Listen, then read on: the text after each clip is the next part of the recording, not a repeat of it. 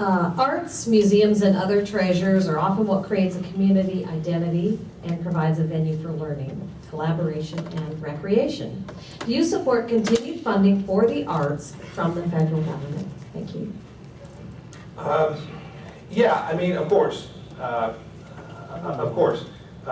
I have to tell you that I do have, I have a different mission statement when I'm going to Washington, D.C. I think the best decisions for funding for the arts don't come from the federal government. I think when the federal government makes contributions to charitable organizations, they come with tremendous rules, enormous overhead, all the burdens that come with the federal government. So I think we're far better off starting from a different proposition. A different proposition that says, look, we're going to shrink the size and scope and scale of the federal government, and we'll leave resources here. You won't need to come to Washington, D.C. to get help for the funding for your organization.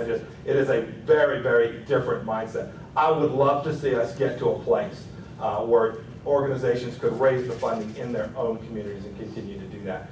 I think we can. We did for an awfully long time in America.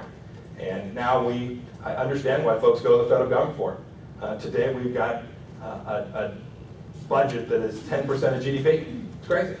And so I understand why those resources are being turned to Washington, D.C. I think it makes it really hard on your organizations to have to travel or communicate with folks in Washington, D.C. or hire a grant writer or a lobbyist to go help you get the resources that you need. I'd rather see them left here in the first instance.